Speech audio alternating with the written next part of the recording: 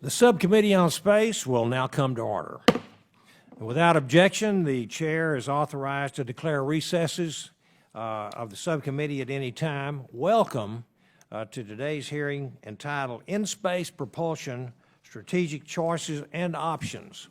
I would now like to recognize myself for 5 minutes for an opening statement. We are on the cusp of a giant leap in space transportation technology. Advances in in-space propulsion systems hold the promise of radically altering space exploration. Breakthroughs will allow for faster travel, larger payloads, and greater efficiency. All of this will allow humanity to access the very farthest reaches of the solar system. This is clearly a subject that excites the imagination. NASA has led the way in developing in-space propulsion since its inception. The Space Electric Rocket Test, or CERT-1, as well as the Deep Space One, DS-1, and Dawn missions laid out the foundation of electric propulsion. The Nuclear Engine for Rocket Vehicle Applications program, or NERVA, demonstrated the viability of nuclear thermal propulsion. These investments have ensured U.S. leadership in space propulsion, which is very important for not only civil space missions, but also national security missions and commercial applications. Commercial in-space propulsion systems operating at kilowatts of power are a relatively mature technology today. In 2015, Boeing began offering the first all-electric commercial satellites. Because of these successes, we stand on the threshold of a new era, one in which in-space propulsion and power systems could grow to a scale and sophistication that would support human spaceflight and exploration. NASA is currently developing in-space power and propulsion systems that are an order of magnitude more powerful than modern commercial systems. Originally developed for the canceled asteroid retrieval mission, this system will now be appropriately incorporated into NASA's exploration architecture and may be used on NASA's Deep Space Gateway. Similarly, developing this technology has taught us valuable lessons that will inform the next generation of in-space propulsion, which will send humans on to Mars. NASA's Human Exploration Mission Directorate is supporting research on 3 new in-space propulsion technologies. These systems operate at hundreds of kilowatts of power, which is another 10 times more powerful than the systems under development for use around the moon, and could be used on a deep space transport system for missions to Mars and even beyond. The next generation in-space propulsion technologies under development by 3 of today's witnesses will be critical to ensuring that the exploration of Mars is possible, sustainable, and affordable. I hope that their testimony can help the committee to better understand the unique mission options that each technology will offer. As important as these developments are for the journey to Mars, the most exciting payoffs may come from the ability to develop these new engines even further. As discussed in NASA's technology roadmaps, scaling up the power levels another order of magnitude and building systems that will operate with thousands of kilowatts of power will significantly transform how humanity explores the solar system. These systems could even put the outer planets within reach of human explorers. To be clear, these developments are not simply about human spaceflight. Rather, it is an across-the-board change in technology on par with the development and the jump from sailing vessels to steam-powered ships. That long-term vision is still quite a ways off and will require further work, but the promise is utterly exciting. Smart investments, focused exploration goals, and constancy of purpose will maintain U.S. leadership and not only in-space propulsion, but also space exploration more broadly. Our witnesses today can help us better understand how all of these efforts fit together. I look forward to hearing about how in-space propulsion can expand our reach. Advancements in these technologies will literally open up a universe of possibilities. And I would now like to recognize the ranking member, the gentleman from California, for an opening statement. Thank you, Mr. Chairman. Oh, I'm sorry, can I? Yeah, please. I'm about to forget our ranking member of the full committee. Okay, all right, sorry about that. All right, go ahead, Mr. Barra. Go ahead. Although before I read my opening statement, I'm told that there's a group of from the Society of Physics students here today, and just want to recognize those students that are here in the audience because they're interning in a variety of places, including our own House Science, Space, and Technology Committee. And you guys represent the future, and that's why we do what we do. So if you could stand up for a quick second so we could recognize all of you. And you know, I'd like my fellow.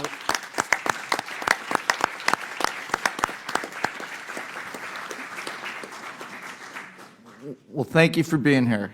So, you know, Mr. Chairman, I think this is a very timely topic, and I'm looking across at this distinguished panel. It may take us a while to get through all of your statements, but I think we're going to be well educated. You know, chemical propulsion remains a critical part of today's human exploration program. The two rocket boosters on NASA's Space Launch System use a solid chemical propellant, and SLS's RS-25 core stage rockets utilize liquid chemical propellant. However, relying solely on chemical propulsion for deep space travel would result in spacecraft having to carry large amounts of propellant, possibly requiring multiple launches even before a mission can be initiated. That's why many experts believe that NASA will need advanced propulsion systems to power the agency's future robotic and manned spacecraft. NASA is currently using non-chemical in-space propulsion in the form of electric propulsion. Electric propulsion is a continuous, low-thrust process and has been used by a few NASA robotic spacecraft, such as the Dawn probe, which has investigated the asteroid Vesta and is now orbiting Ceres. The Department of Defense space vehicles and commercial satellites also make the use of solar electric power, but primarily for orbit, raising, and repositioning. For example, each advanced extremely high-frequency space vehicle, which provides critical global communications to our warfighters, use solar electric propulsion subsystems. Another type of in-space propulsion, enabled through the use of nuclear reactors, was studied to a limited extent in the 1960s. However, engineers found that the amount of shielding needed to protect crew from the dangerous effects of prolonged exposure to radiation generated by the nuclear reactor, as well as other technical difficulties, were challenges that were hard to overcome at that time.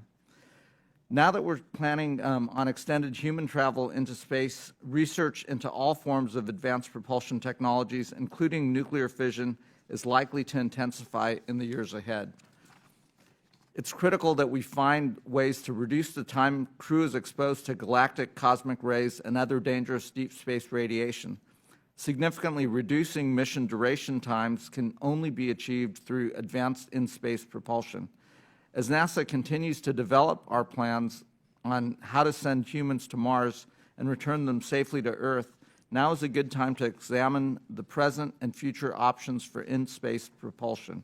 Mr. Chairman, I look forward to hearing from our witnesses about different propulsion technologies and the unique characteristics that make them best suited to particular missions in space. Thank you, and I yield back.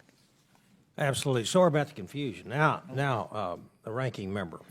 Thank you very much. Let me say good morning to everyone and welcome our witnesses, and thank you, Mr. Chairman. I appreciate the opportunity to discuss in-space propulsion with a wide range of government, academic, and industry experts. In-space propulsion will be a critical enabler to our future missions, especially those involving human exploration beyond Earth orbit. And I'm delighted that all of the young people of the future are here, and I hope that I see the enthusiasm as we have experienced in the past. It is important that this subcommittee assess the state of research and development related to in-space propulsion technologies, which NASA, the National Academies, the NASA Advisory Council, all consider a priority. Not only is this technology important for NASA and our space program, but it would also have benefits for the commercial sector, which already uses electric propulsion for maintaining commercial satellite positioning. Mr. Chairman, I look forward to this hearing from our witnesses and about the range and types of in-space propulsion technologies being studied and the progress of the research and development into each. When we consider progress, we also need to understand whether sufficient resources are being invested to make sure that the technologies will be ready when NASA needs them. It is important to note that the budget for NASA Space Technology Mission Directorate, which includes work on in-space propulsion, has been relatively flat. Can we achieve the milestones for the needed technology development on a flat budget? Mr. Chairman, our investments in research and development of enabling technologies such as in-space propulsion are our seed corn for achieving our goals for space exploration. It is our job to ensure that what we make and what we do and whether we make the needed investments will yield us the kind of results we seek. I thank you and yield back. Thank you. Let me introduce our very distinguished panel of witnesses today.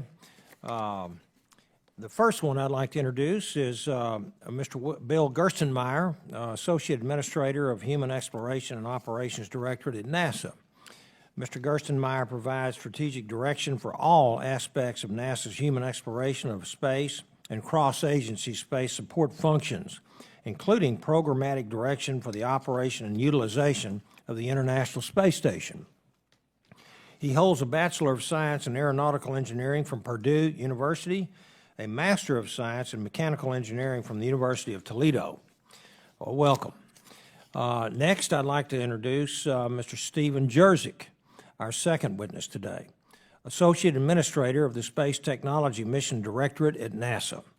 As Associate Administrator, he manages and executes the space technology programs, focusing on infusion into the agency's exploration and science mission needs, proving the capabilities needed by the greater aerospace community, and developing the nation's innovation economy.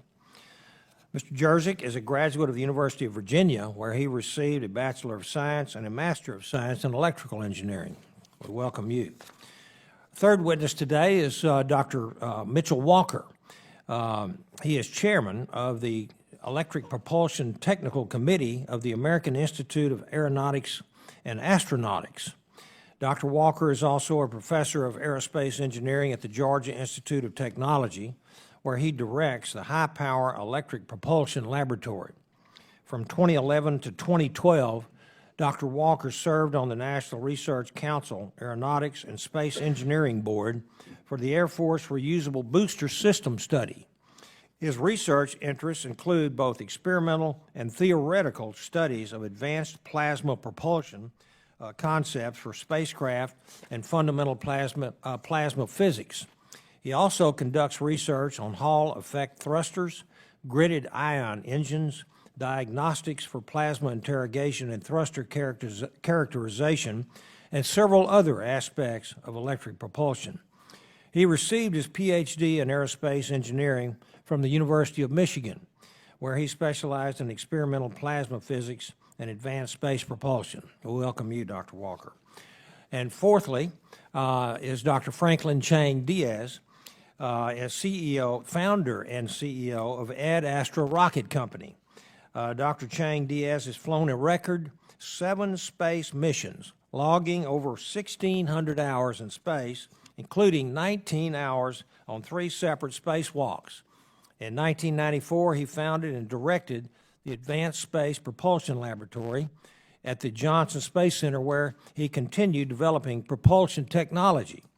Prior to founding Ad Astra, Dr. Chang-Diaz joined the technical staff of the Charles Stark Draper Laboratory in Cambridge, Massachusetts, where he conducted research in fusion. He earned a Bachelor's of Science in Mechanical Engineering from the University of Connecticut and his PhD from MIT. We welcome you, Dr. Franklin Chang-Diaz.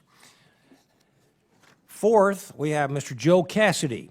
Fifth is Mr. Joe Cassady, Executive Director for Space of Washington Operations for Aerojet Rocketdyne.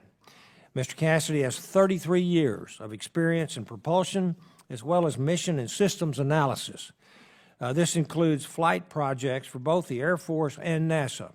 He is also the Vice President of the Electric Rocket Propulsion Society.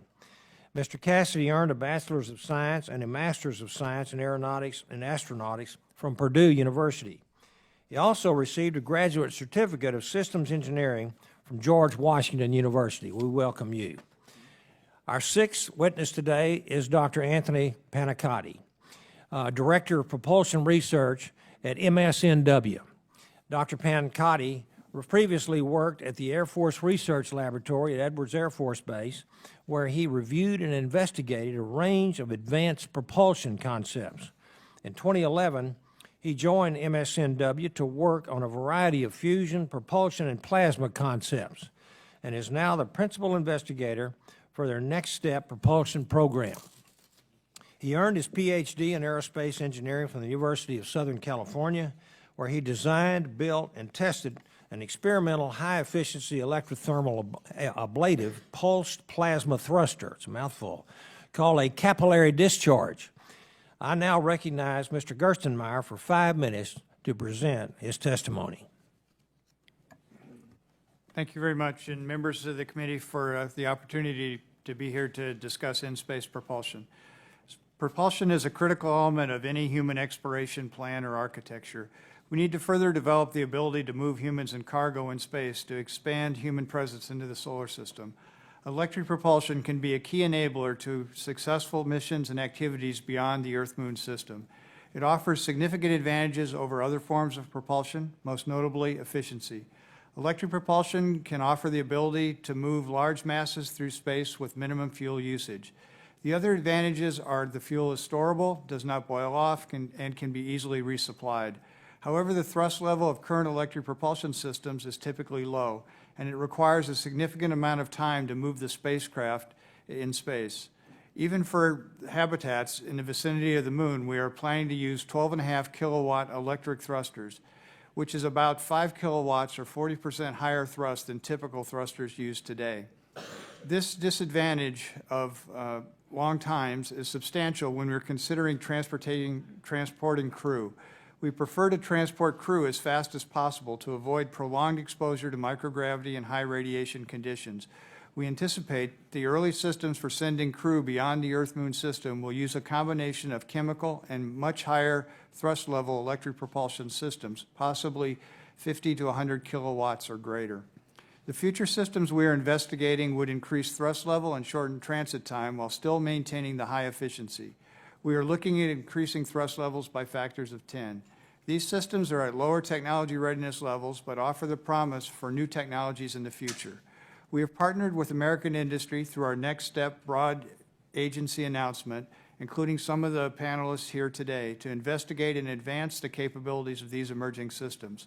Looking at a variety of systems in the early stage of development is important.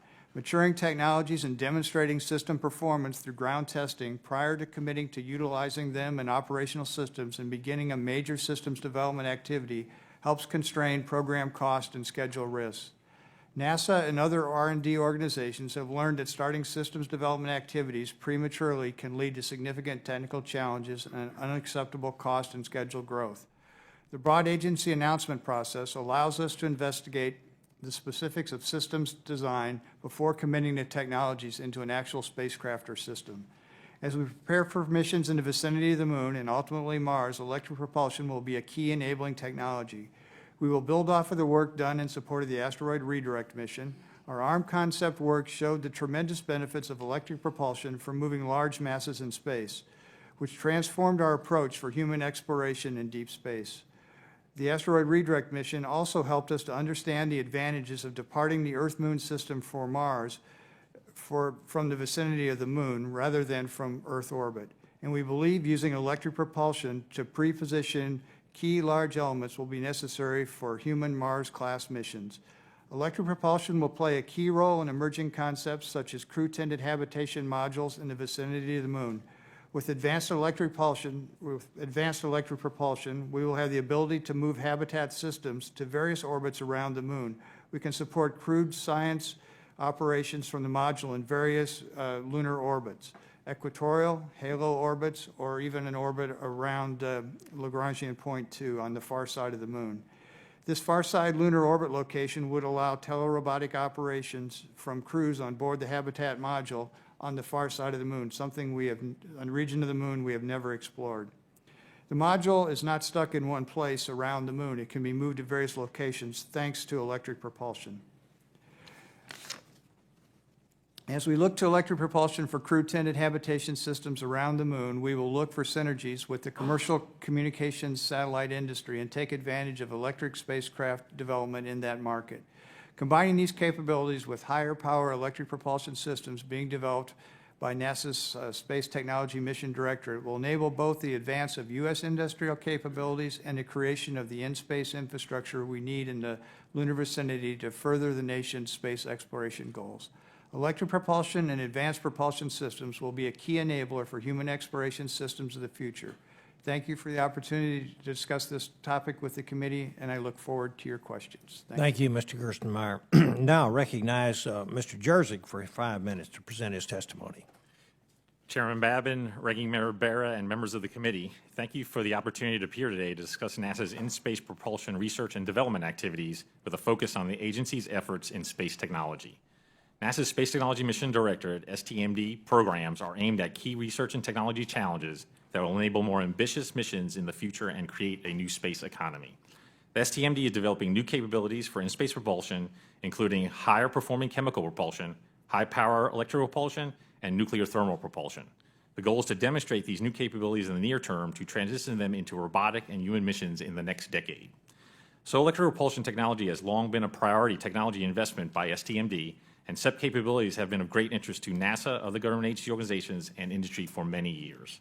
The focus of the current SCP technology project has been on increasing the solar power generation capability of spacecraft and development of advanced thrusters that are about 2.5 times the power level of existing thrusters with significant increases in operational lifetime.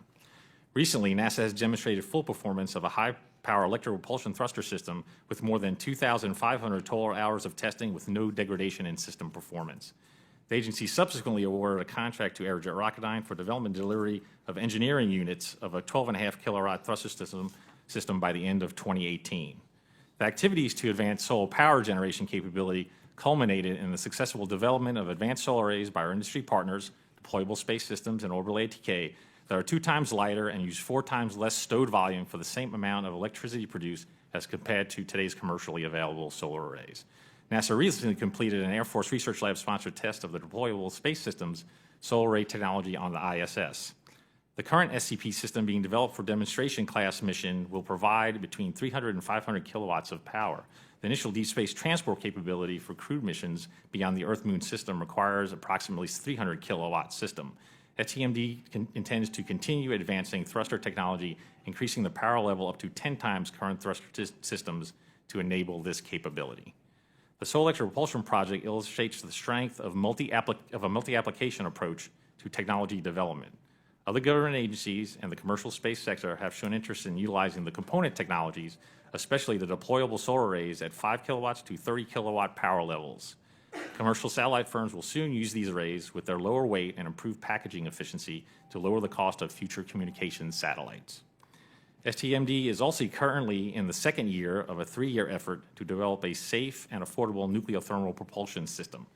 This effort is focused on addressing the most significant challenges in developing an NTP system, including reducing the risk and cost of the reactor system, enabling long-term storage of liquid hydrogen, the working fluid for NTP, and developing an approach for safe ground testing of the system. The agency will use the results of these activities to determine the feasibility and cost of advancing NTP via development and testing of a ground demonstration system. Although NASA does not expect to require advanced propulsion technologies such as NTP in the initial crewed missions to the Mars system, NTP can reduce trip times to Mars significantly. Finally, STMD will continue to advance power systems technologies to enable high-performing electric propulsion systems, including both solar and nuclear-based power generation. Mr. Chairman, thank you for your support and that of this committee. I would be pleased to respond to any of your questions that you or the other members have. Thank you, Mr. Jurczyk. I'd now like to recognize Dr. Walker for 5 minutes. Thank you. You might want to turn on your speaker. There you go. Thank you. Mr. Chairman, Ranking Member Barra, and members of the subcommittee, thank you for the invitation to share my views on strategic investments in America's in-space propulsion technology program. I've been fortunate to serve on the faculty of the Daniel Guggenheim School of Aerospace Engineering at the Georgia Institute of Technology since 2005. It gives me great pride to work closely with undergraduate and graduate students as they develop into the space propulsion engineers and scientists of our nation's future. I presently serve as the Vice Chair of the American Institute of Aeronautics and Astronautics Technical Committee, an Associate Editor of the Journal of Spacecraft and Rockets, and the General Chair of the 2017 International Electric Propulsion Conference. I'm here today as an individual, and the views I express are mine alone. Electric propulsion is the acceleration of propellant with electrical energy to generate thrust for spacecraft. Hall-effect thrusters and gridded ion engines are successful examples of electric propulsion used in commercial, defense, and civil applications. Electric propulsion offers a significant advantage over chemical propulsion because the exhaust velocity is not limited by the amount of energy released from the chemical bonds of the propellant. Compared to chemical propulsion, the electrical approach enhances the efficiency of the propulsion system by more than an order of magnitude and leads to significant reductions in propellant mass. Typically, electric propulsion devices do not have large thrust because of the limited spacecraft power available. NASA has been a leader in the development and flight of electric propulsion technology. NASA flew its first electric propulsion device in 1964. In 1998, the N-Star ion propulsion system on NASA's Deep Space One spacecraft flew. The N-Star ion engine enabled a trip that included flybys of an asteroid and a comet. In 2007, NASA launched the Dawn spacecraft that also uses N-Star ion engines as primary propulsion. To date, Dawn has orbited both Ceres and Vesta. Scientists will continue to embrace the unique capabilities of electric propulsion to explore our solar system. Our world has gradually shifted to a space-based infrastructure that includes GPS, satellite radio, satellite TV, DoD communications, weather monitoring systems, and we stand in the midst of a paradigm shift in the requirements for these spacecraft from traditional chemical propulsion to electric propulsion. This shift is a result of a dramatic increase in available satellite electrical power. During the last 20 years, investments in solar array technology have increased geosynchronous satellite power from 1 kilowatt to over 25 kilowatts. In 2015, this trend culminated in the launch of Boeing's first all-electric spacecraft. All-electric satellites use electric propulsion as a primary propulsion and to provide 15 years of station keeping on orbit. The enormous propellant mass savings achieved with electric propulsion allows 2 all-electric satellites to launch on one smaller, less expensive launch vehicle. Current projections show that 50 to 75% of all future geostationary spacecraft will use electric propulsion. All-electric spacecraft, coupled with low-cost launch vehicles, enabled our nation to recapture the global launch vehicle market for commercial satellites. To remain economically competitive with this success, all launch vehicle providers are forced to upgrade their systems. In addition, Europe and Russia continue significant investments in electric propulsion. India and China each launched their first electrically propelled geostationary satellite this year. Japan is scheduled to launch its first all-electric commercial satellite in 2021. Electric propulsion is recognized as a competitive factor in the technology portfolios of these countries. There are 3 activities that I strongly believe will bolster our nation's leading position in electric propulsion technology. First, investments are required in electric propulsion technology across the spectrum of expected time to return on investment.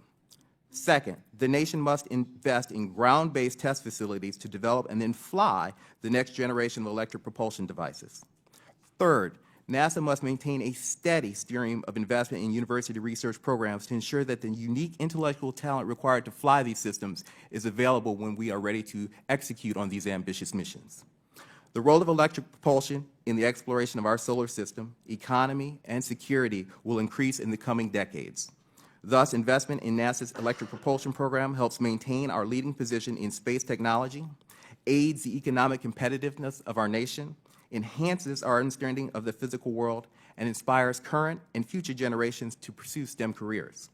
Thank you for the opportunity to be here today. I look forward to your questions. Thank you, Dr. Walker. I now like to recognize Dr. Chang-Diaz for 5 minutes. Thank you, Mr. Chairman and distinguished members of the subcommittee. I am honored to be called to testify before you on this important topic for our nation and for our civilization. In securing our ability to travel in deep space safely and sustainably, we are also ensuring or helping to ensure the survival of our species. I believe that space travel actually beckons humanity a lot more today than it did 50 years ago. But we need to secure a safe and robust and fast means of transportation. Going to the moon is one thing, going to Mars is a completely different thing. So on the screen, I wanted to put up that graphic representation of the in-space propulsion challenge before us. Despite decades of progress in many areas of space technology, the challenges of deep space transportation remain as clear and present as they were in the 1960s. Our transportation workhorse, the chemical rocket, has reached an exquisite level of refinement, but it has also reached its performance limit. That technology will not provide us with a sustainable path to deep space. It does not mean that we need to discard it. On the contrary, chemical rockets will continue to provide foundational launch and landing capabilities for the foreseeable future, and reducing their cost is a worthy goal. But once you're in space, the path to sustainable transportation lies in high-power electric propulsion. And by high power, I mean power levels of 100 kilowatts and up. 100 kilowatts, roughly the power of a small car. 300 kilowatts is the power of an SUV, just to give you a sense for what these things mean. Each one of us in the Next Step program is due to demonstrate the efficient operation of our respective technologies at a power level of no less than 100 kilowatts for 100 continuous hours. These rockets will first be solar electric, and later, as we move outwards from the sun, they must transition to nuclear electric power. Astra Rocket Company is an American corporation developing a uniquely American technology. We are based in Texas. Our flagship project is the Vasimer engine. It is an electric rocket that fits squarely within the high-power niche as previously defined and can scale naturally to multi-megawatts. The Vasimer originated at MIT in the 1980s. The technology was transferred to NASA in the 1990s and privatized by the Astra Rocket Company in 2005. The most advanced Vasimer engine is the VX200, which is a 200 kilowatt engine, which has executed more than 10,000 reliable and efficient firings at power levels of 200 kilowatts and higher. Its performance data has been well vetted by the science community and published in the top peer-reviewed journals of our industry. The technology readiness level of the Vasimer is now between 4 and 5. The lion's share of this development has been achieved at Astra Rocket Company with more than $30 million of private investment from US and international investors. In 2015, NASA became a partner and awarded us a 3-year, $3 million per year Next Step contract to help bring the technology to TRL-5. We are halfway through this program and moving smartly to its successful completion in mid-2018. Mr. Chairman and members of the subcommittee, our nation, as we move to explore deep space with humans, we must be able to travel fast, to reduce the debilitating effects of space on the human body, to reduce the burden of consumables, life support, to be less constrained by planetary alignments and tight launch windows, and to expand our capability to recover from unforeseen contingencies en route. In short, this is the problem punch list we need to still solve to give our astronauts a fighting chance in deep space. The development of high-power electric propulsion is critical to checking these boxes and to meeting our nation goals in space. And I look forward to your questions. Thank you very much. Thank you, Dr. Chang-Diaz. Now recognize Mr. Cassady for 5 minutes for your testimony. Good morning.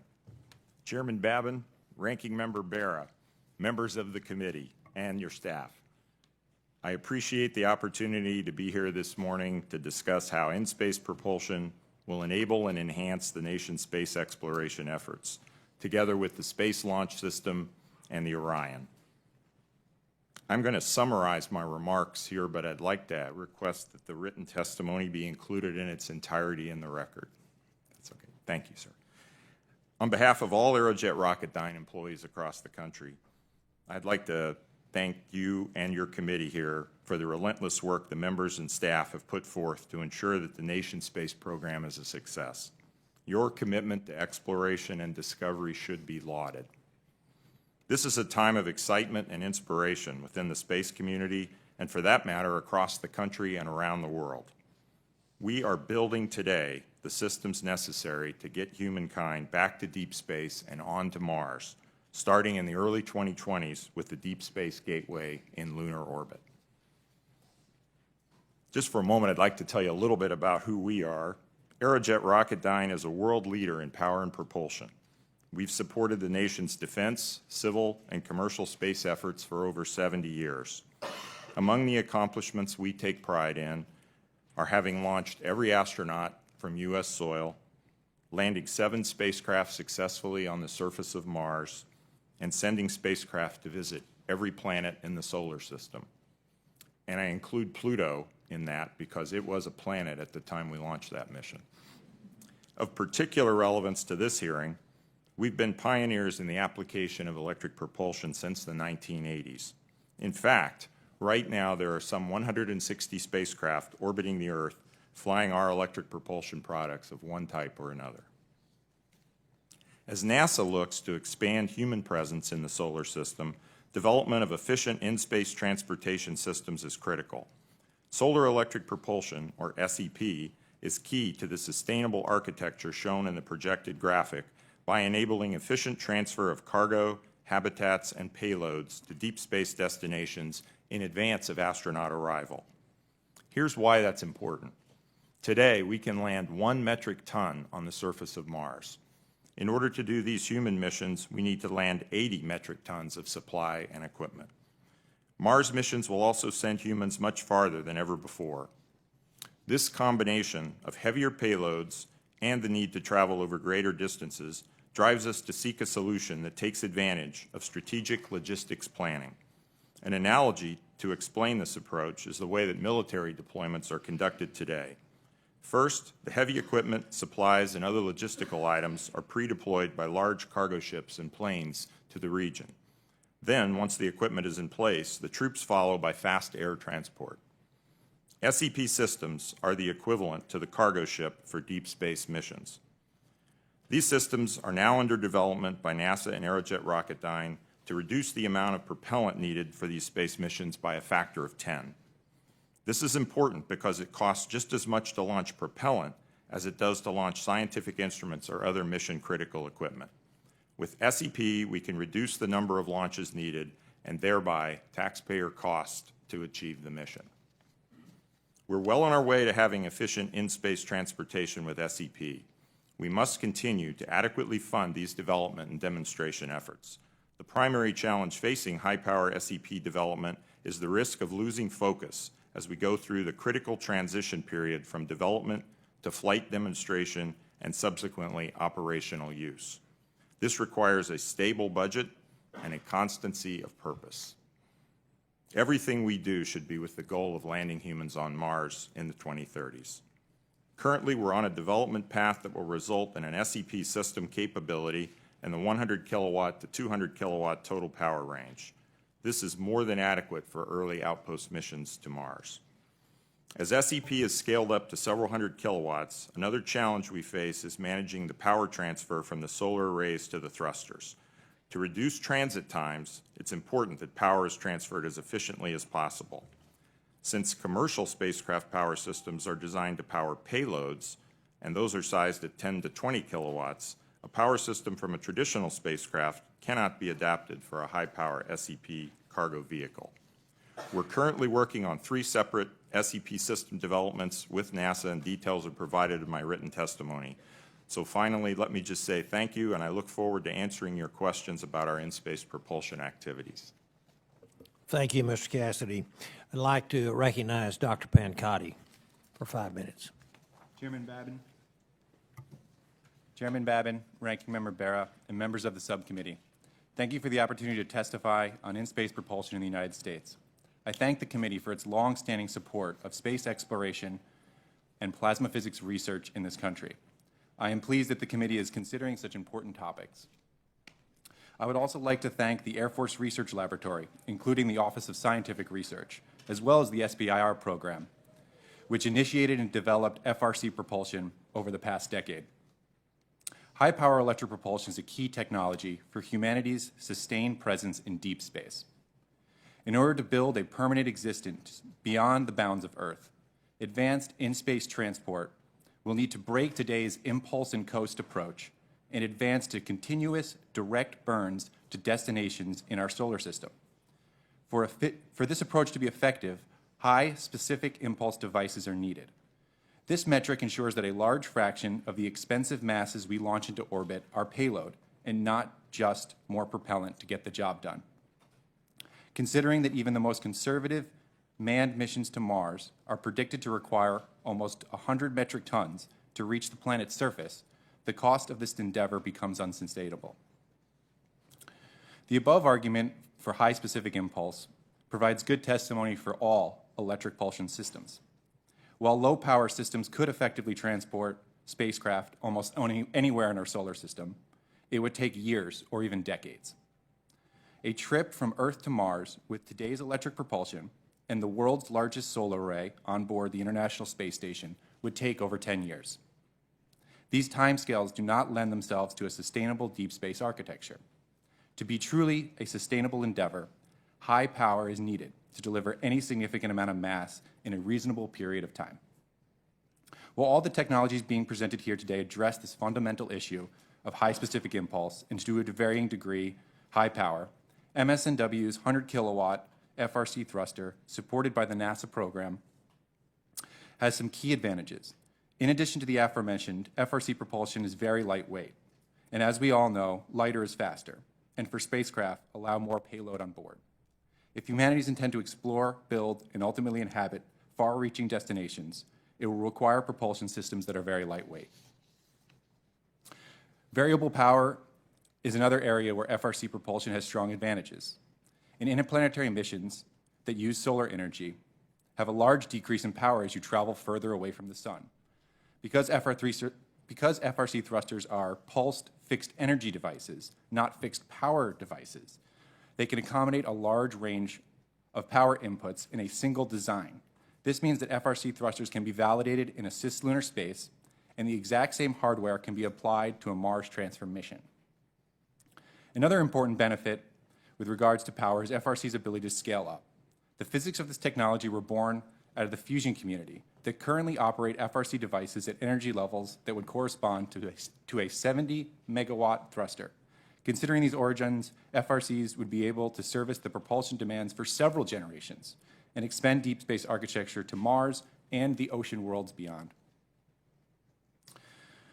The most unique characteristic of FRC propulsion is their ability to operate in a wide variety of propellants, including oxygen, which typically degrades vital components in other propulsion systems.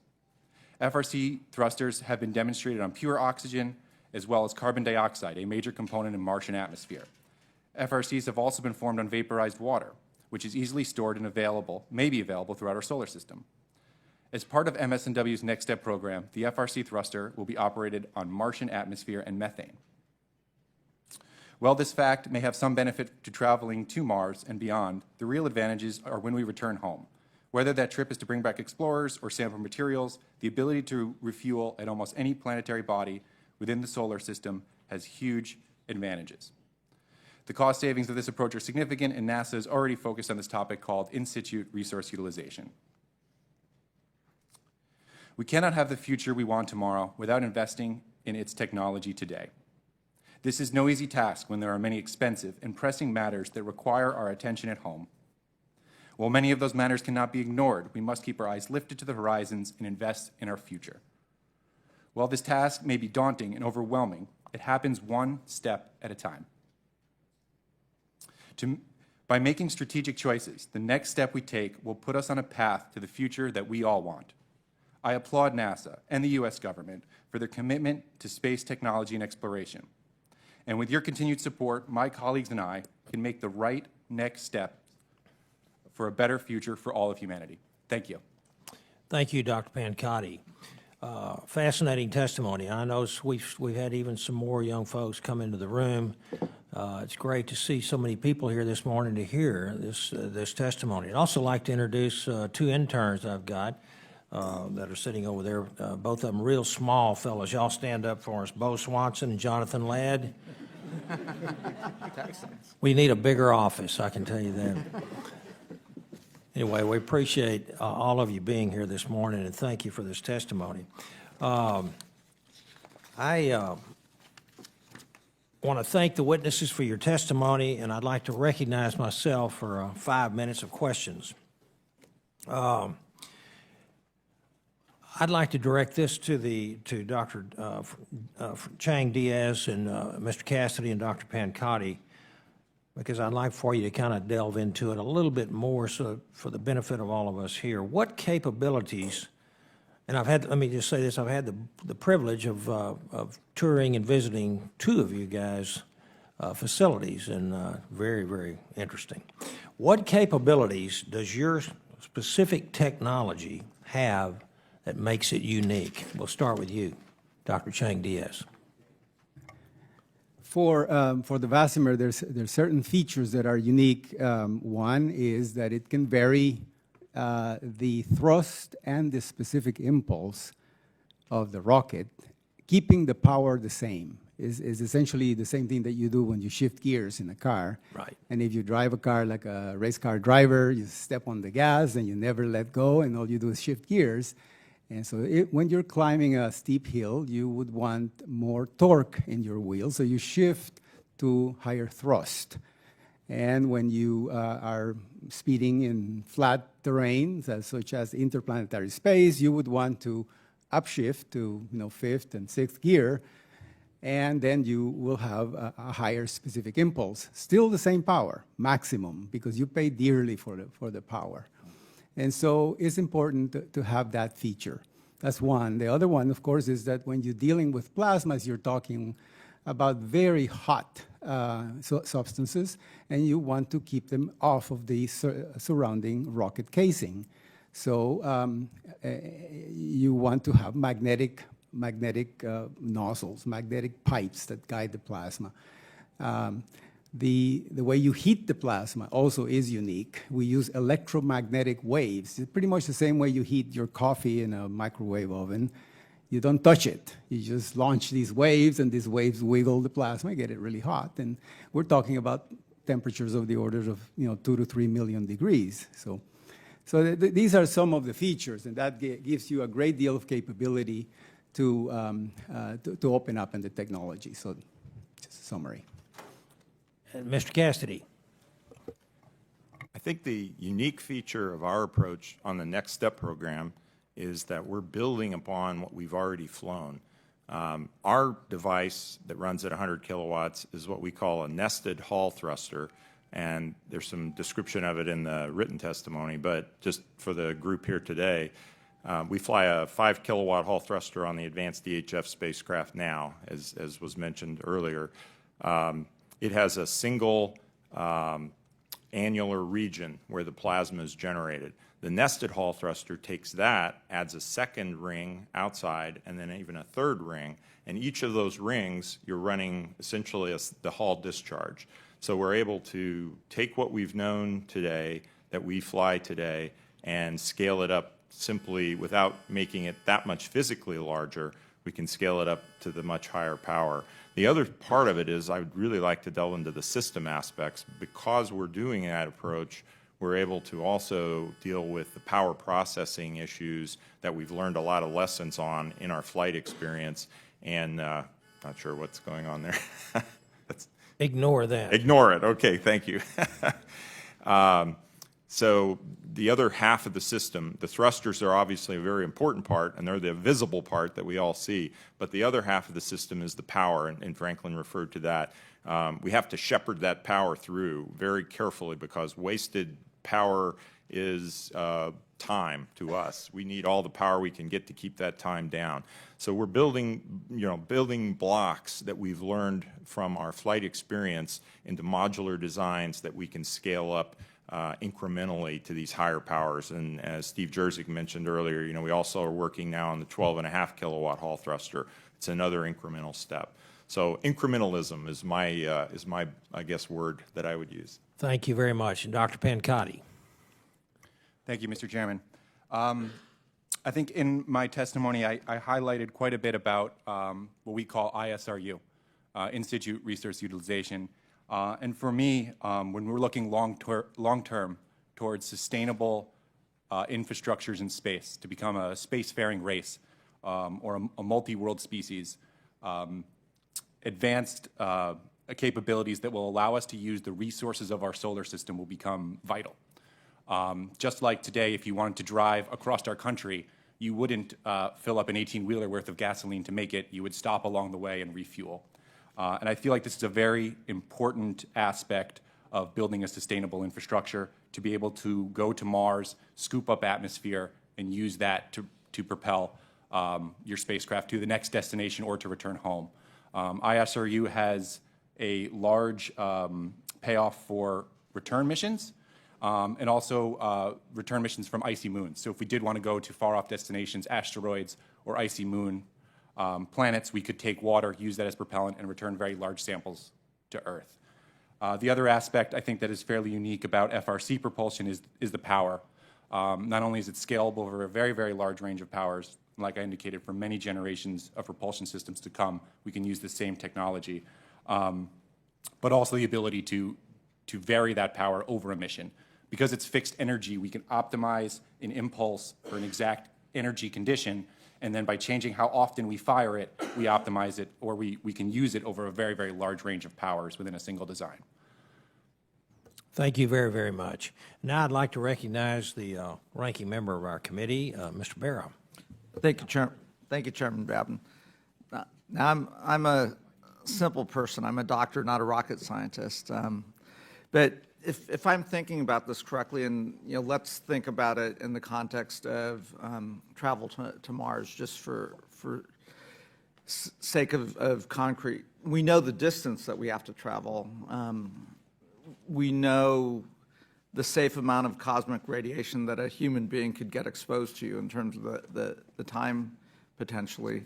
I think just listening to the testimony, we can think about this in two different ways. If we're sending supplies that are non-organic, non-human beings, you can send that at one speed, perhaps using one type of propulsion system. But then if we are sending human beings, we've got to send them at a different speed, perhaps faster, but at less weight. Am I thinking about this correctly?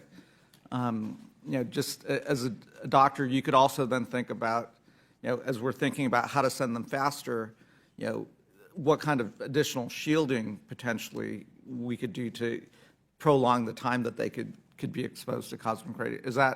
That's correct as well. So it's not an either or. It's perhaps all of these propulsion technologies that we ought to be thinking about here, as well as working with our scientists and the folks that are looking at that. Dr. Pancotti, you also talked about taking water if we find planets with ice, and there's some thought that part of our travel back to the moon is potentially looking for ice in some of these deep craters that could that we could then turn into fuel and use the moon as a launch site. Is that correct? Or Yeah, that's correct. Earth has a very deep gravity well, which means it's very expensive. That's why it costs so much to launch mass out of our gravity well. If we can find resources outside our gravity well or in smaller gravity wells that we can use, it will ultimately save us money. Okay, so for us, as we're thinking about it and explaining to our constituents and the public, when they say, well, we've already been to the moon, why would we want to go back to the moon? One reason we would want to go back to the moon is that is a potential secondary launch site. Is that or not? Yes. Yes. Okay. Well, again, I'm using your expertise to make sure I'm educated, so that when I'm out talking to constituents and they ask these questions or talking to the broader public, it's like, well, here's why this matters. Or if they say, well, why are you looking at solar propulsion or different technologies? Well, here's why this matters. So, kind of, looking at the human element, maybe, Mr. Gerstenmaier, what is that, just to kind of put in context, what is that safe time for a human to be exposed at, using current technology, if, again, thinking about travel to Mars? When we look at Mars today, basically with chemical propulsion, the transit time to Mars is roughly about a year or so, and then a year return. That's right at the limit of the radiation levels that a human can tolerate. So we might have to take a small waiver to some of our radiation constraints, but we can basically make it with chemical propulsion. The big advantage here with the higher power electric propulsion is you can cut that time down and get more margin. And so the radiation exposure for our crews is dramatically less. So I think what's interesting about this technology is it really opens up our way to do mission design, the way you described. We talked about the gravity well being tough to leave the Earth. Right. It's much nicer from the vicinity of the moon or a high elliptical orbit around the moon. Now we can station keep there with electric propulsion, then use these high energy power systems to transit the Earth-Moon system to these distant locations with much higher speeds with the higher thrust levels. So this technology really opens up the ability we can do mission design to essentially optimize the overall systems design such we minimize the exposure of the human to radiation in the microgravity environment. So we really should be thinking about multiple modes of propulsion. One theory that someone was also suggesting was, and correct me if these Lagrange points where things can sit stationary, potentially, for lack of a better way of describing it, having a gas station up there where having propellant up there, you break through gravity well, you're able to go up there, refuel, and then go on. Is that just theoretical, or is that something that folks think about? I think, as Bill was just saying, some of the groups getting together now to study how we go, what this architecture ought to look like, and you saw a little bit of that in the graphic I put up. One of the thoughts is you could aggregate things out there in the lunar vicinity and then depart from there. And part of that aggregation, when I say aggregate, I mean bring different pieces of the eventual Mars spaceship to that point, and that could include fuel.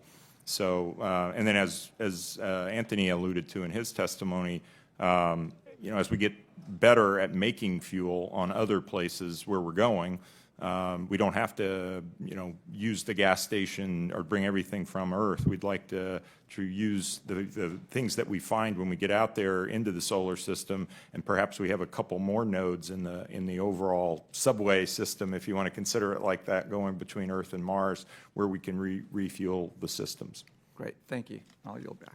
Yes, sir. Thank you. I'd like to recognize the gentleman from Oklahoma, Mr. Lucas. Thank you, Mr. Chairman. Mr. Gerstenmaier, what we seem to be talking about here, I think, could best be described as the concept of extensibility, that technologies developed in the near future will be useful for future exploration as well. And extensibility prevents the development of dead-end capacities. Discuss with us for a moment how NASA ensures that its investments in-space propulsion technologies have that ability. Again, I think, as you've kind of heard from this discussion, we're kind of investing in a variety of technologies, so we don't pick one technology to focus on solely. We do the broad agency announcements to go look at a variety of technologies. We test those on the ground. We make sure they show promise. We have this requirement for this 100 kilowatt system to run for 100 hours. That's a good proof of concept that can be done on the ground. Then when that's kind of behind us, we know the system is mature enough, then it can start being fielded into an operational system. And for example, the concept of the habitat around the moon, that uses a 12.5 kilowatt system that Steve and the Space Technology Mission Directors have been investing in. That's a step up from where we are with electric propulsion today in the Hall thruster regime, but that's an incremental step moving forward. So I think by taking these steps, but also investing in these far-reaching technologies that are not yet, we're not sure what promise they have, that's also advantageous too. So we need to have that mixed investment philosophy of where we're looking at each one of these, but then we also look at the application moving forward. So we know today commercial communication satellites have electric propulsion on them. If we go to this 12.5 kilowatt size, that can remove the liquid apogee motors that are used from some launch vehicles. That even helps the commercial satellite industry more. So these things have application not only for NASA use, but also for use of the next generation of satellite technology. So I think we invest in a variety of activities, not knowing exactly where the outcome is, and we do it in a measured way that we can then get the best technology for future applications. Along that very point, Dr. Chang-Diaz, Mr. Cassady, Mr. Pancotti, would you expand for a moment? Besides the government interest, and we just talked about this to a degree, how would you quantify commercial interest in high-powered in-space propulsion systems, gentlemen? For our company, we started out actually as a purely private venture, and it was all funded by private investors. And our interest was not really to go to Mars, because going to Mars is really not a good business right now. So, but it is important to build the scaffolding that eventually will make it into a good business. And right now, the business of space is closer to Earth. And so our vision is more of the vision of the trucking business of space. You know, building essentially a logistics capability, an electric, high-power electric truck. And we think of ourselves as sort of the diesel engine of space that enables all these trucks to be traveling back and forth between the vicinity of Earth and the Moon to make some revenue for the company. And then as needs expand, why we go further. So that's the vision. Thank you. Mr. Cassady? I would just say very similarly, we've been in the commercial side. We're supplying hardware now to most of the commercial satellite providers who fly electric propulsion. What we do see, as Bill said, as we're working with NASA on these higher power devices, there are other functions on those spacecraft that can be accomplished, like taking them from the drop-off orbit where the launcher leaves them to their final destination. Then there's a whole world of expanding possibilities that we're seeing open up. People are talking about these large 6,000 satellite low Earth orbit constellations. Those satellites have to go to individual points around the globe and be positioned. You can do that very effectively with a space tug, and I like Franklin's term, the space truck. We think of it very similarly. It's pretty, you know, multi-purpose. It really serves a lot of different functions.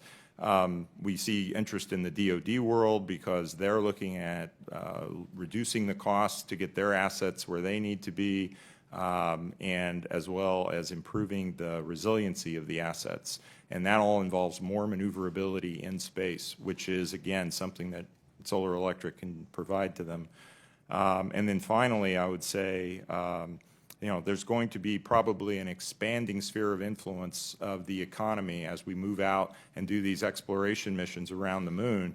We're going to start supporting people who want to go mine the moon and do things like that. They're going to need transportation systems as well. And so as we're moving out to Mars, they're going to be coming along behind us and doing things that are economically viable, and they'll need these transportation systems to support that.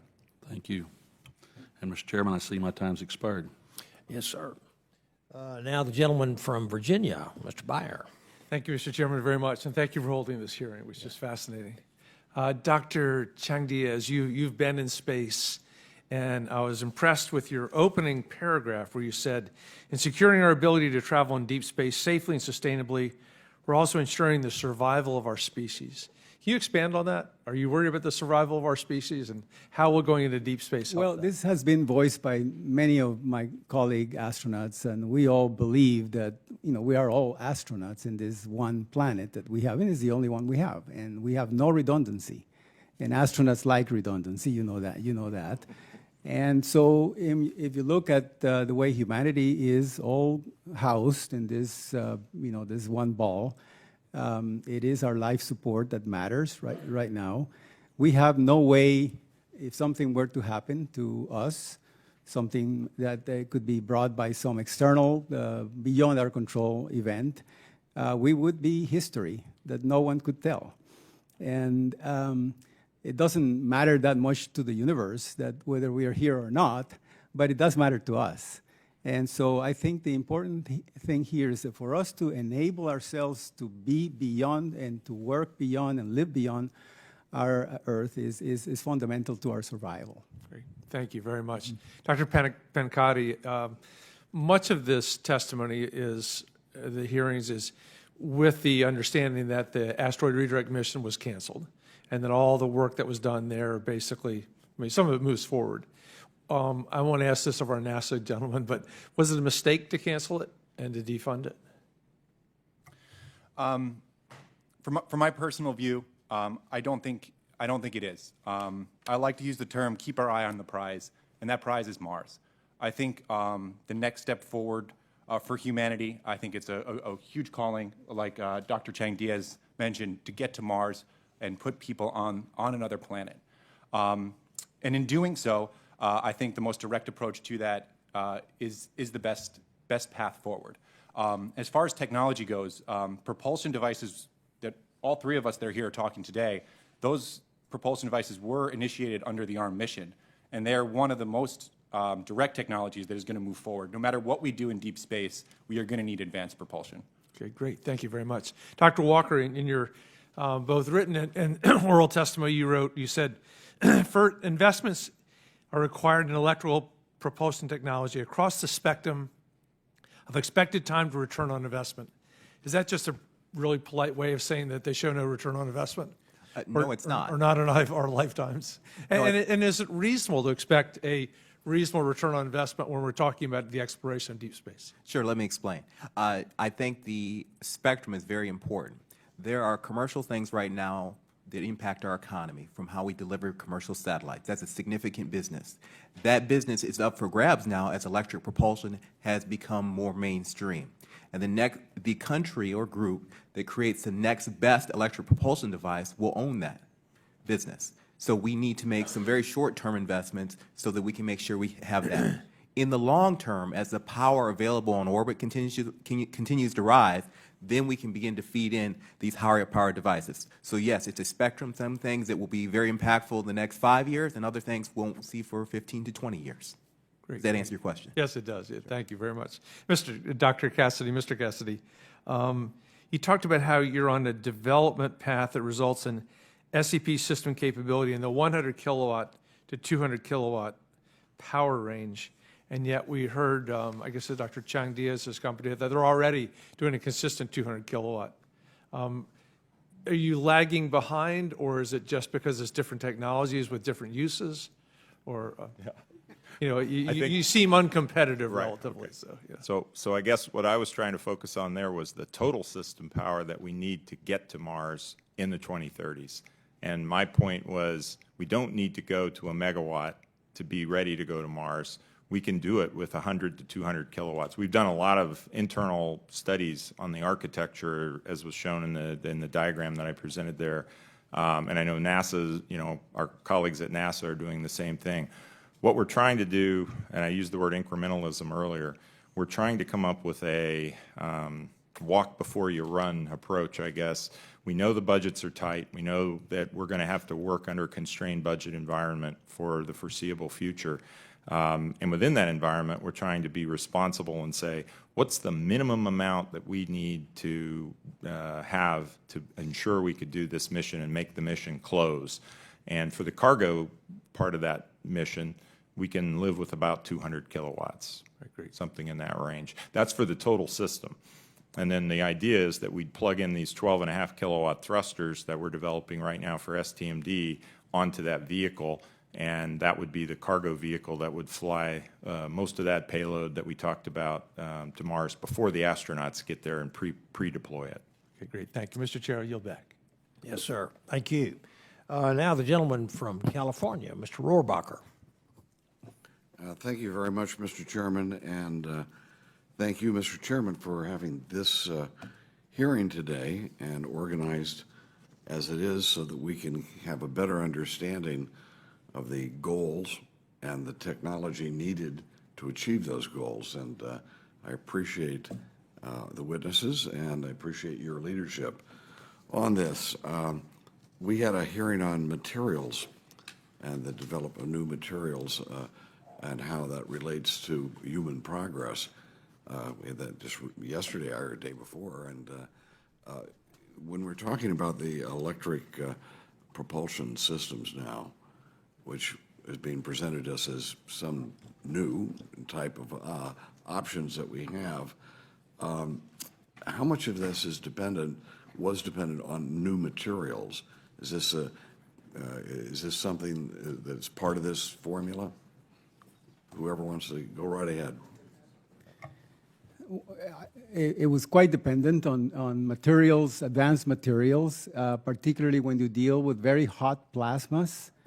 And you have to encase these plasmas in materials that will not erode away or melt away.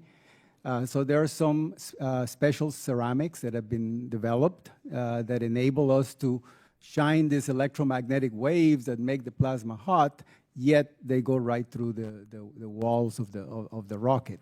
So the material development has been critical.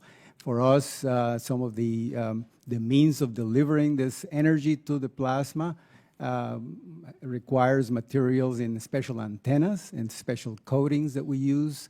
Very new materials, of course, that are proprietary right now, but definitely materials is very important. Did any of these materials? I have not been a friend of necessarily spending more money on fusion energy. I felt that was something that it doesn't seem like we've made much progress. However, I've been told that fusion energy, then our attempt to develop it has helped produce new materials. Is this part of that? In our case, it is, and I think in the case of Anthony's as well. I think we both have the same pedigree from the fusion energy program way back in the. Well, he's a lot younger, but I go back to the 1970s when we were trying to develop fusion, and they told us it was 20 years away. So I'm reminded of that expression where the young kid says, "I don't know where I'm going, but I'm on my way." And I think with fusion energy, as I say, I've been skeptical that we'll ever get to the point where we can use it for the production of electricity here, but we can see that there's benefits that we don't know are going to happen. And so I'm very pleased to hear that all that money that we spent on fusion energy didn't go to waste. So thank you very much. I'd like to ask Dr. Jurczyk about the choices here that we do have, and maybe it's like a choice between fission and fusion, I don't know. But the idea of having a refueling station, cryogenic propellant storage station there, is that with this type of new technology that we're talking about developing and putting into place, is it still important for us to do cryogenic storage facilities and basically refueling stations, if we have this capability? Yeah, as Mr. Gerstenmaier mentioned, one of the real advantages of electric propulsion is the storability of the propellant. So for the 12.5 kilowatt thruster system, xenon is the propellant, and xenon is storable, and so we don't have to come up with capability to either passively or actively cool the system to keep that propellant available to the thruster system. However, if we look at more advanced chemical propulsion systems like LOX hydrogen propulsion systems for in-space, then that would require advances in technology for both long-term storage of LOX and particularly hydrogen. Long-term storage of hydrogen is very challenging and to keep the boil-off low, and you'll need active cooling to be able to do that, and then transfer technologies. So that would be more geared towards if we went to higher performing in-space chemical propulsion stages. The real advantage of electropropulsion is the storability of the propellant and not needing to go to cryogenic propellants. I'm not sure if that was a yes or no, but do we see that if we're going to be having a successful, there's talk that maybe we should, you keep your eyes on the prize, like you say. I'm not necessarily involved with trying to eliminate all these other options we need to do in space in order to just get to Mars. But in order to do some of our moon, if we readjust so that it's moon first, then Mars, Will we need a cryogenic storage facility as compared to a deep space propellant like was being described today? Yeah, if we continue to go down the route of chemical propulsion, we talked about being able to produce a fuel with water resources on the moon, and then being able to handle that propellant, store it, and transfer it would be a capability we'd want to need if we wanted to use that ISRQ capability on the moon, as was mentioned previously. Yes. Okay. Well, thank you, gentlemen, very much. It's been a very educational experience. God bless. Thank you. Now I'd like to recognize the gentleman from Florida, Mr. Posey. Thank you very much, Mr. Chairman, and thank all of you on the panel for a very informative session, all of you. Dr. Chang-Diaz, I was particularly pleased that you mentioned survival of our species as an important aspect of our space missions. I don't think that's emphasized enough for a number of years. I know any time any of us mentioned it, critics said you're trying to scare people into supporting space.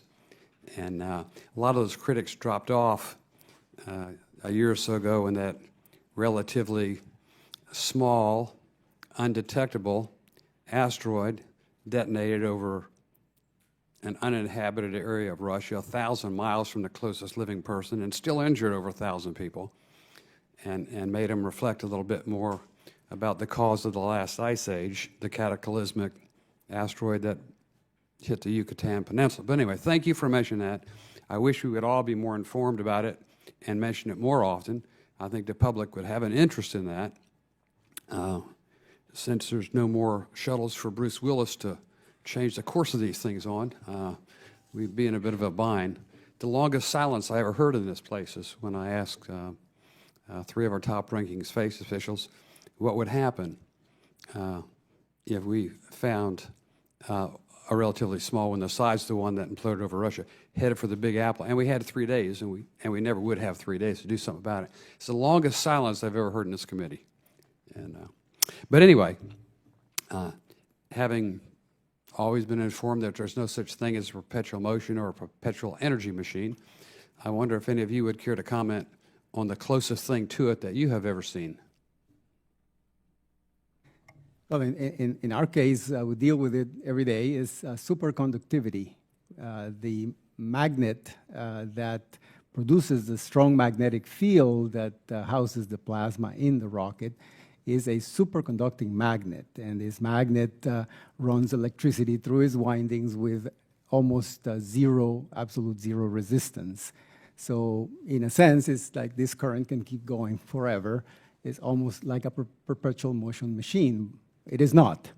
There is a tiny little bit of resistance that you have to deal with, and that comes out in the electric bill that you do have to pay to keep the magnet. It's just about 100 watts, but you do have to pay for that. And this is technology that's already in the field, and we see it in hospitals.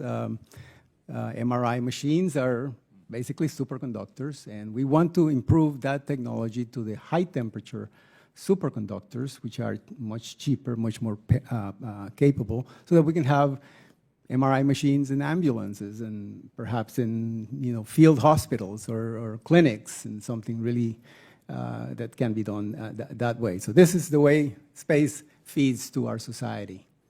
There's been some theories that some other folks may have harnessed, isolated and focused magnetism in a way that would propel without sparks. What do you think about that?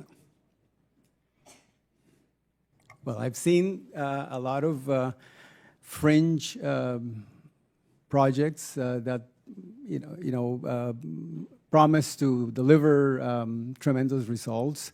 But we are all scientists, and we all believe in the scientific process that's in place, where scientists vet these things, and you have to do an experiment and measure and be able to prove to your peers that you are measuring the right thing. And after you're done that, then people believe you.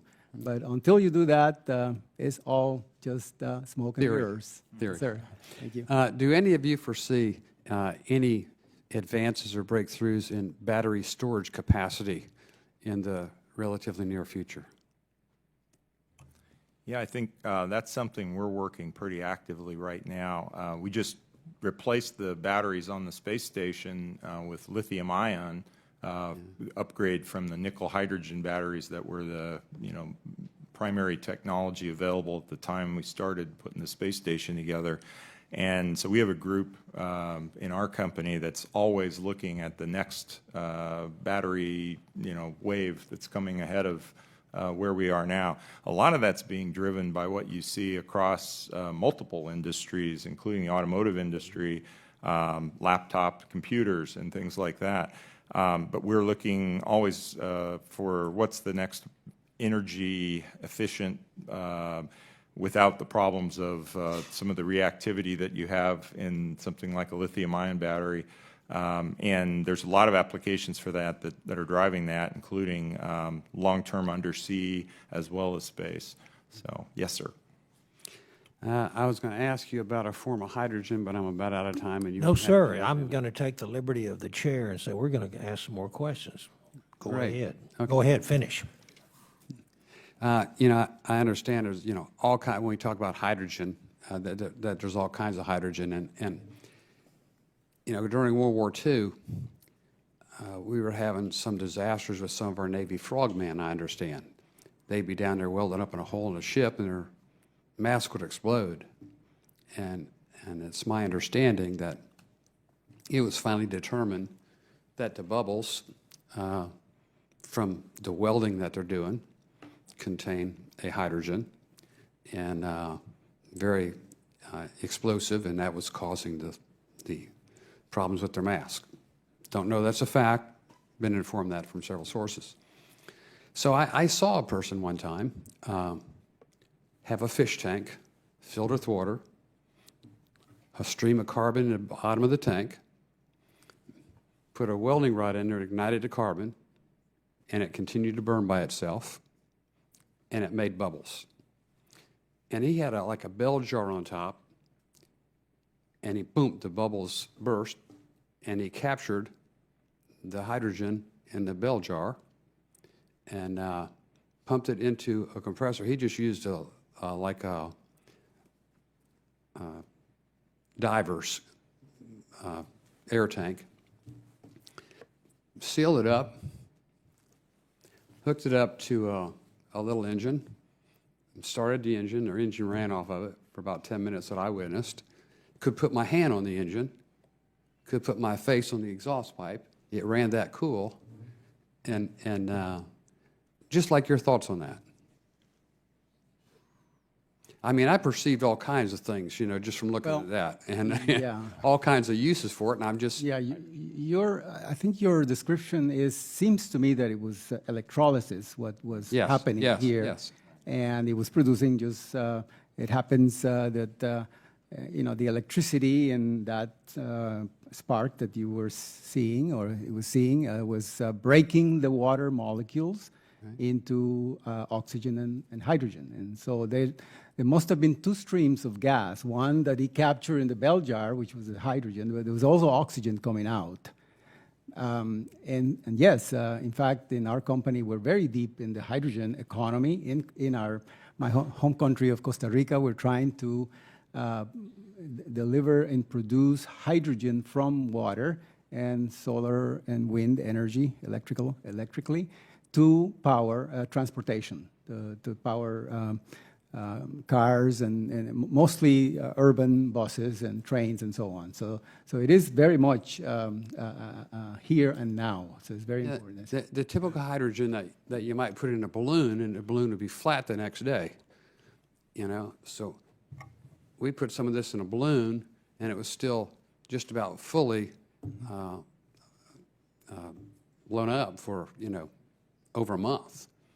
And I just told maybe the buckyballs were different in there. They were thicker, bigger, and that would not have let him escape. But I imagine by now, and this is 20 years ago, I thought now we'd be seeing something like this in progress and making energy for it and running people's homes and over-the-road trucks. I'm just surprised. And anyway, I know my time's up now, Mr. Chairman. Thank you so much. No, for sir, indulgence. I think he's into racing cars, and I think he's trying to figure out some way to get an edge with hydrogen. You know, I did spend a day with Smokey Yunick before he passed away, the greatest automotive mind, I think, in American history. And Smokey's the one that said, man, you know, we talked about it a long time. He scratched his head and he said, you know, it's just hydrogen, but it's different than any other hydrogen I've ever dealt with here, you know. And so, thank you, Mr. Chairman. Yeah, yes, sir. Thank you, Mr. Posey. There were just a couple more questions that I wanted to ask as well of a couple of you. And Dr. Walker, one, what are the largest technological challenges associated with the development of advanced in-space propulsion generally? What are we dealing with here? What are we having to overcome? So the largest technological challenges, it's time. So what everyone alluded to here is, well, I need a lot of electricity so I can get my trip time down. What they're not saying is that means those engines that we use have to last thousands of hours. So the engine has to be able to run for years. And so if there is some small little process that's slowly eating away at that engine, I have to have a great experiment to catch that process so I don't build it into my final product. So for us, we have to have really great facilities so we can catch the little slow progressing physics that will eventually kill the engine. And you're still talking about electric propulsion and solar electric propulsion, right? That is The correct. slightest little flaw over a period of years, and you have a destroyed engine, and you're dead. You're dead in the water. Correct. Yeah. Okay. And then I wanted to also ask Mr. Gerstenmaier, extensibility is the concept that technologies developed in the near term be useful for future exploration as well. Extensibility prevents the development of dead-end capabilities. How is NASA ensuring that its investments in in-space propulsion technologies are extensible? Again, what we're doing is we look at systems we put together. So when we talked about the cislunar habitat or the Deep Space Gateway, if you've described it, that uses 12.5 kilowatt thruster technology. We think a lot of the things we solve for that 12.5 kilowatt thruster level can be then advanced and moved forward through things similar to the nested technology that Joe talked about a little bit. And then you can advance that to the higher level thrust, maybe 50 kilowatt thrusters for the deep space transport. So that technology we do around the moon to allow us to maneuver the habitat to various locations, that same technology then can be advanced and pieces of it moved forward. We're also not only doing that, but then we're also investing in this brand new technology, the things that two of the panel members here are looking at. That's a different technology, but it has tremendous potential for us. So we want to invest in those on the ground to look at things like running them for 100 hours, and that was part of our test plan. And that was to look at this life issue that was described by the panel. So we think we can do that. We do that in parallel. Then if that comes online, then we can interject that technology into that next generation of spacecraft. So the idea is to look at what we're doing with each piece, look at the individual technology underneath it, the power systems that have to convert from solar arrays and bring that power level to the thrusters. That same power conversion technology is common no matter what the thruster itself does. So that technology is common. So we look for those areas, those common threads across multiple technologies that can be expanded or extended into other areas. And we don't end up with a technology that only supports one type of spacecraft and has no applicability to other spacecraft. I appreciate that. We're talking about faster velocities. How much faster? I mean, if we're talking about this type of propulsion, you know, and put it in terms that those of us who are laypersons can understand, how much faster are we talking about here? Any of you, if you'd like to chime in. So I mentioned the architecture studies that we're looking at. We typically want to try to work on about a 2-year cycle for Mars missions. As you know, about every other year there's a favorable opportunity to leave. So what we do, when I mentioned that 100 to 200 kilowatt system power level, we are trying to time the launches of the cargo vehicles so that they will be there, have enough time to have that equipment in position before we launch the crew on the next opportunity. So there's sort of a natural cycle there of about 2 years. If we don't have enough power, if we for whatever reason, the thruster technology isn't adequate or the power system technology doesn't give us the efficiency of the power transfer from the arrays to the thrusters, then we'd end up probably extending that by 6 months or a year. So then we're out of sync, and we're not able to support the mission. So that's really the trade, the way we look at it. It's fitting the longer transit time that the solar electric's going to take to the other mission constraints, like when we're going to want to launch the crew and get them there so that everything lines up. Okay, thank you. And then one last question for Mr. Jurczyk. Future in-space propulsion may require enormous amounts of power beyond what solar power can feasibly provide. What kinds of other power technology is NASA pursuing to meet increasing power demands in coming decades? Yeah, so right now we're focused on compact nuclear fission-based reactors, targeted for surface power currently, but we can evolve it to spacecraft power systems. So early next year, in collaboration with DOE, we're going to demonstrate a 1 kilowatt fission-based reactor at the Nevada test site that scales to 10 kilowatts. And then the other key technology that's part of that is the conversion technology. So that's going to use Stirling cycle engine technology to convert the heat from the reactor to electrical power.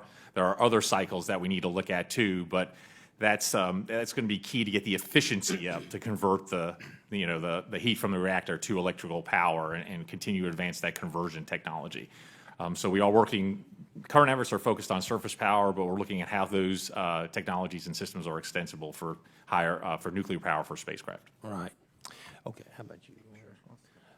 Okay, Mr. Barrow. I'll take advantage. I feel like a student in office hours with the professors here. So thinking about this with regards to solar electric propulsion, Mr. Cassady, the further you get away from the sun, does the amount you can generate diminish? Is that? Yes. Okay. Yes. So and Anthony referred to that in his remarks. So, we're falling off, it's roughly a factor of 2 out at Mars. If you look at the history of deeper space exploration, with the exception recently of Juno, everything we've sent out further in the solar system has used some sort of either radioisotope or other type of nuclear power. And solar arrays are only going to be good probably for, going between here and Mars. At that point, some point in the future, as we start to go further out, especially with human scale missions, we're going to need to have nuclear power developed. right. And again, it's appropriate. Part of the reason why we can use nuclear when we're going further out is we don't have human beings, and obviously the exposure factor is different. It's also accurate to think then, so for us in the public, we see big launches and you see the big thrust and so forth. That really is to break the gravity well. Once you're beyond the gravity well of Earth and you're in the vacuum of space, and I don't know if, I think of space as a vacuum, but I don't know if it's a true vacuum. As you're accelerating, though, you're going to continue to accelerate. Is that not, are we thinking about that correctly? So, Dr. Brown. Yeah, that's correct. So part of what I was talking about, we're dominated by orbital mechanics, right? So with chemical systems, what I called in my initial argument was kind of a impulse and coast, and that's what we do with chemical systems. We apply a force, and then we coast for a very long time, so all of the orbits line up, and we can get to our destination as efficiently as possible, because with chemical systems, with low ISP, they're not efficient, and we have to do that in order to rendezvous and make that approach. When I was talking about going to very high power and very high ISPs, we can talk about doing direct burns, where we turn the thruster on and we leave it on, and we just pick our target, we aim directly towards it, and we go straight for it. In order to do that in a short time, you need a large power, megawatts worth of power, the nuclear reactor type powers. So you can, if you're continually thrusting and burning, you can cut the time down. Yeah, in fact, sometimes you can even eliminate the need to do a flyby, which is sort of another lap around the sun. And for some missions, there's a lot of missions right now in the New Frontiers proposals that are out there that are looking at solar electric for that reason, just because the science return, the time frame that they can get it back in is reduced dramatically for these principal investigators. Dawn is another good example that was brought up earlier.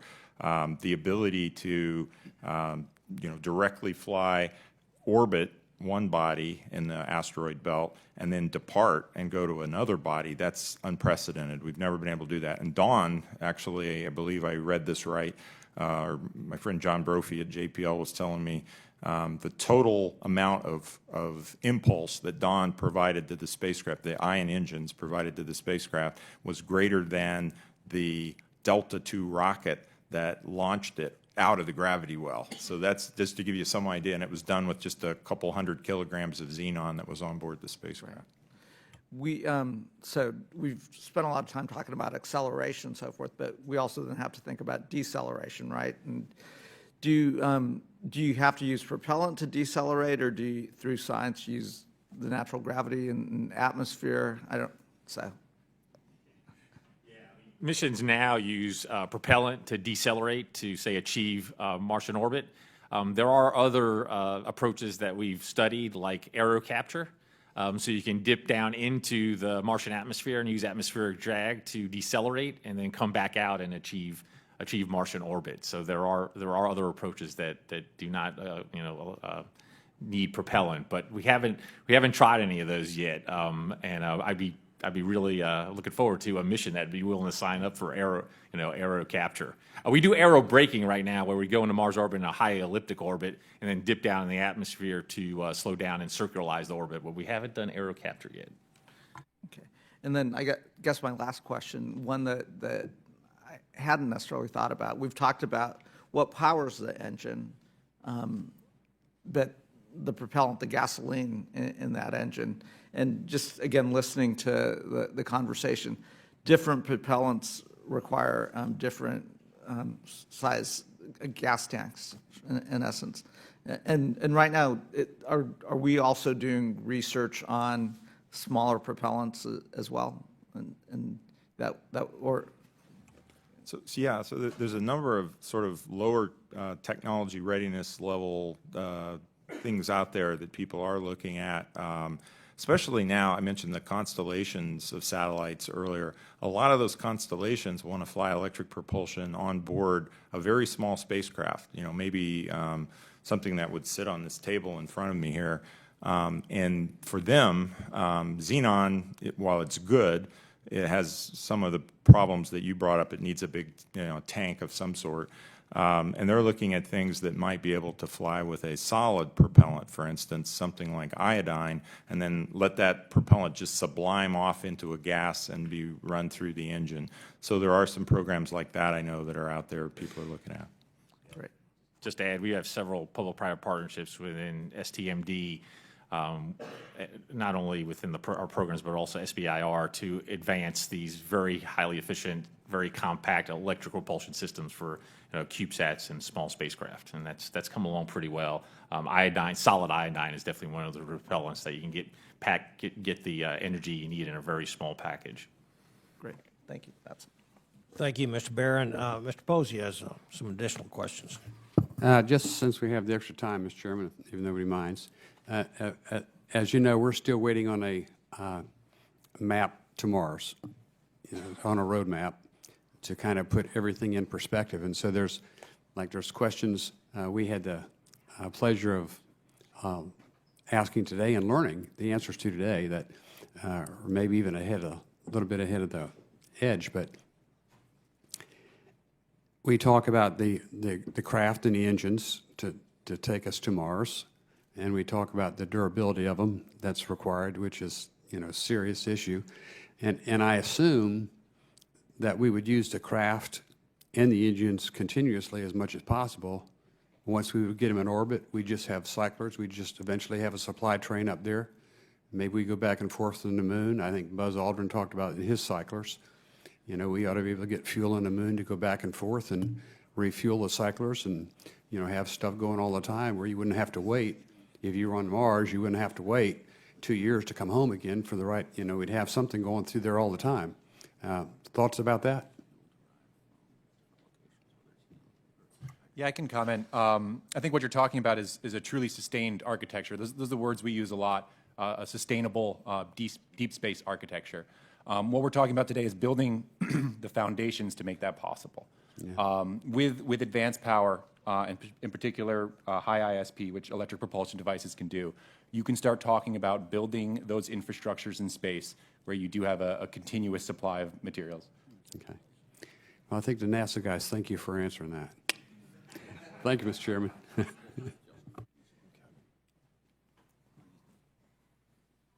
Is that it? Okay. This has been a very fascinating hearing, one of the best ones that I believe I've had since I've been in Congress. So I'd like to thank the witnesses for being here and answering these questions. And I really, really appreciate your expertise in your fields. And without any further ado, I would like, and let's see, I want to thank, where is my memo here? I got lost, I'm sorry. Yeah.